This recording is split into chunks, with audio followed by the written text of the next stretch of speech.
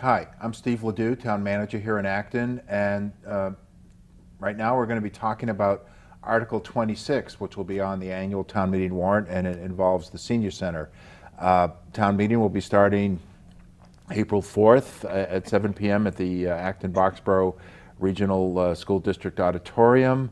It's anticipated Article 26, which is about the Senior Center, will be on the second night, which will be Tuesday, April 5th. With me right now is Sharon Mercurio, who is the Director of the Council on Aging, and Dean Charter, who is Chair of the Senior Center Study Committee. And many of you remember Dean as the Director of Municipal Properties for the town, who retired this past summer, and probably didn't think he'd be getting so quickly back into town government as he just did. So thank you for coming on the show, and we appreciate it. So Dean, why don't you tell me a little bit about the article that's on town meeting, Article 26? Well, the article is a little bit unusual in that it does not have any money attached to it. Basically, it's asking for authorization from the town meeting to have the town manager and the Board of Selectmen solicit and negotiate a lease for space for a new senior center. Lease term would be 10 years with extensions on top of that. Okay, why is this issue coming in front of the town right now? I don't know, Dean, I guess I'll ask that. Continue on with that. We've been studying the needs for new senior center since the early 2000s. The existing center was built in 1993 as part of a development that allowed the Audubon Hill condominiums to be created. It was built by a developer with very little input from the town. It's donated to the town for the cost of $1 per year. We have a 99-year lease. Since 1993, the needs of the senior population have changed. The entire senior population has increased. And we've got about 25 years of experience now in knowing exactly what kind of programs we need. So we hope to have a larger center which will build on what we've learned and should accommodate the needs of the seniors for the next 10 to 20 years. Okay. Sharon, for those of us who aren't seniors, what happens at a senior center? What kind of stuff do you guys do on a day-to-day basis? We're more than just a building. You know, I think people hear the senior center and they have kind of a picture in their head that we do bingo and knitting and that sort of thing. We have a lot of vibrant seniors in our community, and not only do we provide recreation and educational programs, we also provide a meal. And for some folks, that's the big meal of the day. They tend not to cook for themselves anymore. But a big piece of what we do is social services as well. Mm-hmm. So we help people that are having a hard time making ends meet, trying to find ways to stay at home. Age in place is the big kind of catchphrase now. So we connect them with different services so they're able to stay at home. We work with family members to give them support and guidance to allow family members to stay at home. And program-wise, Acton especially really enjoys lifelong learning. So we often have college professors come in to do learning programs with the seniors. Exercise is huge. We can never do enough. So it's really a nice variety. I think for people too, as they grow older, they may lose a loved one. Loneliness is a huge thing, social isolation. So having a place with peers their own age where they can go and just find support. Even earlier this week, we had a woman who came in to tell us her brother had just died, but was there to work the front desk because she just needed to be with people. Mm-hmm. You know, that speaks volumes. Yeah, absolutely. So why is the current space not adequate to do all those things that you've talked about? The current space, if you haven't been up, really consists of one program room and a dining room. So we're constantly moving furniture. We're not able to do as much as we'd like to do because of the limited space. The offices are located in the rear of the building, so often we have people coming into the front door and there's no staff to greet them. I really don't know how many people have turned around and left because of that. In order to get to the office space, you often have to go outside. it's just not ideal. There's no private meeting space. Podiatry used to take place in the dining room. It's since moved back to nursing, which again is not ideal. Feet in the dining room, that does not It's sound just good. wrong, it's wrong. And oftentimes when we try to meet with a client, we need to do it at the end of the day where it's quieter because we share office space and that sort of thing. So. And the other thing we've talked about in terms of a new senior center is maybe combining, bringing in the other human service agencies that the town provides, such as the social worker, the veterans agent, nursing, which there could be a lot of synergy in sharing of information, sharing of clients, and that type of thing too. So that's one thing no way could be able to do at that current location. So this kind of started. I started 8 years ago, and I think this is the third study committee, I think, at least in that time span. So originally, when this third group started, we were talking about new construction. Dean, how do we kind of morph from new construction to leasing space? Well, in the first blush, the present Senior Center Study Committee looked at all the previous reports, all the previous studies, sort of validated a lot of the decision making. We knew that we couldn't expand on the existing site. It's just too small a site.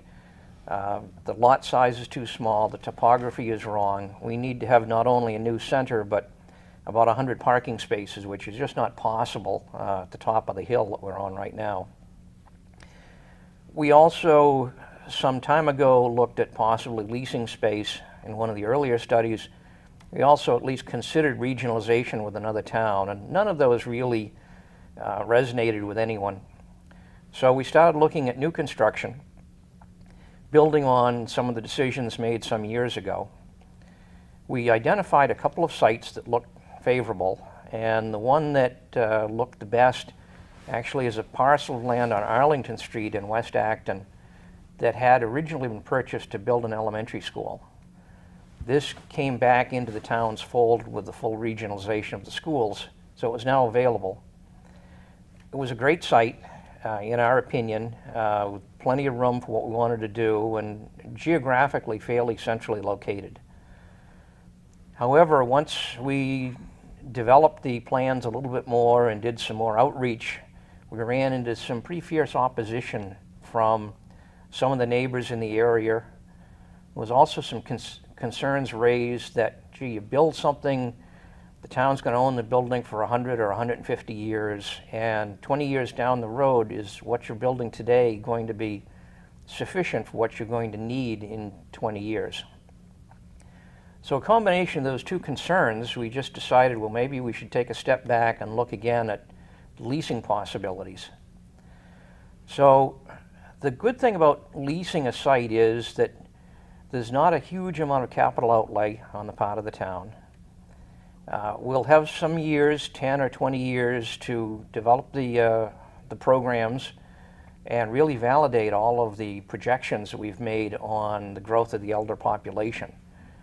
And at the end of 10 or 20 years, if you decide, gee, we really need another space, we need to build something new, or we need a larger lease space, we can do that. So it sort of leaves all of our options open. Now, some folks have suggested the town bought the so-called Walker property. Well, it was authorized back in August. I think we just closed a month or so ago. And for viewers that don't know where that might be, it's on Main Street, Route 27, near the Kennedy Landscaping. Did you think about that property, and why wasn't that considered a good site? And I'll continue with you, Dean, I think. Well, we did consider that site. We actually had the architects take a very brief look at it. A couple of the big concerns we have with that location is that geographically it's fairly small. It also is sort of hourglass shaped, so it's a tough site. We'd have enough room at the northern portion of it to build a building, but all the parking would be in the southerly portion. Puts all of the parking quite a distance away from the new building, and proximity of parking is a really big issue for the seniors. Also, the amount of traffic on Main Street is frankly pretty scary. again, with the elder population in and out of Main Street at that particular location, we're right beside Route 2. It looked like in addition to anything we do as far as a new building, we'd have to include some sort of traffic signals, and that just is a huge cost, big concern. So it just didn't seem like a really great site for what we had. Yeah, and seniors, I mean, my mother, the last couple of years that she drove, her whole driving route was based on right-hand turns, so sometimes like 10 miles to go a mile because taking a left is can be very intimidating the way people drive these days. I know there was some talk about a community center. I guess, Sharon, did you guys think about it, and why did you kind of dismiss that concept? Sure. That actually has come up all 3 times that committees have met to discuss the senior center. So it has been explored. It's funny, I sat on a subcommittee at the last round with folks to try to really flesh out what is a community center, what would it consist of, and it sounded great. We're talking about indoor swimming pools, and maybe not 1 but 2, and an indoor running track, a theater with a stage. It really was hard to define, when you put what people's perceptions about what a community center were together. And then came the bottom line of who would actually run it, what group, what town department would be in charge of programming for it, budgeting for it, and nothing really came to fruition. So that's one piece of the problem.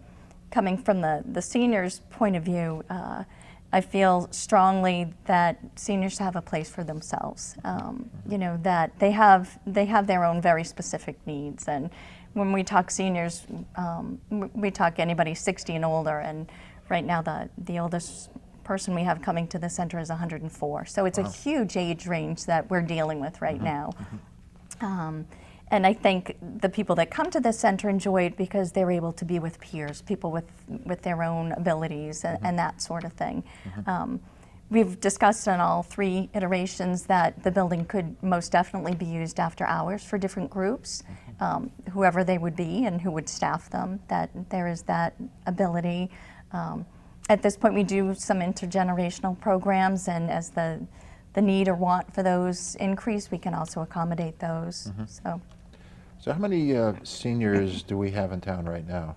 Right now we have over 4,400 seniors, and that was from the 2015 census. Yeah. I'm sure we're probably 200, 250 more this year, but the census numbers aren't in yet. Yeah, I was going to say, do you have any projections, given the fact that the baby boomers have all basically been moving into that category? I'm sure it's going to be going up, but it also seems like programmatically, I mean, given the fact you've got people 90s, even 100s, and you're going to have people in their 60s, it just seems like different expectations, different wants. I mean, that's going to be a tough one to manage. Definitely, and trying to do it with 1 program room is difficult. Right. I would really love to see, us to be able to serve all those levels. To do more of a kind of social daycare type setting. Should we need to move that route to deal with people in current events, music therapy, that sort of thing, as well as the exercise aerobics, and really be able to serve that age range well.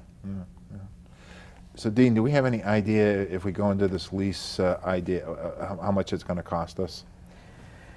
Well, we really don't. A lot of that's going to be dependent upon the responses we get back from the request for proposals that will be sent out right after town meeting. We're looking at probably in the neighborhood of $400,000 per year for lease payments, but that's sort of a guess on our part based on what we think we need and what's available in the market. And then, of course, there will be some additional cost to that. And again, it has to be determined through the RFP process who's going to bear the cost of any upgrades to the building. Will that be an expense directly to the town, or will that be factored into the lease payments? And then, of course, it is going to be a larger facility, so there will be some impacts on the maintenance of the building, certainly the custodial. We hope to keep the grounds maintenance and parking lot and that sort of thing would be the responsibility of the landlord. utility costs will increase, although we do feel that we'll be able to allocate some of the net metering credits that we're getting from the solar landfill project to underwrite a lot of the electric bill for the new facility. And any thought what would happen to the existing building on Audubon Hill? Well, we did do a town-wide facilities space needs study a couple of years ago. We did look at possible reuse options for the existing building. The lease is fairly wide open. It allows any municipal use. So a couple of the ideas that had been suggested by Allegro Architects, who did the space needs study for us, is reuse at least a portion of it for our recreation department, recreation programs. We are renting some space right now at Nagog Park to house the recreation department and the engineering department, so we could move both of those operations down into the building. And both of those would work out fairly well because there'd be virtually no modification costs required to move those operations back in. So still to be determined, but I think we've got a couple of really good viable options, and we can save the rent that was going out to Nagog Park right now. Awesome. Well, we've been talking to Sharon Mercurio, the director of the Council on Aging, and Dean Charter, the chair of the Senior Center Study Committee. We've been talking about Article 26, which is the article that will authorize a long-term lease for a senior center. Once again, town meeting starts on Monday, April 4th at 7 p.m. at the Acton-Boxborough High School auditorium. This particular article, which is Article 26, once again will be up on the second night of town meeting, April 5th. And I'd like to thank Sharon and Dean for coming on, and we'll see you at town meeting. Thank you.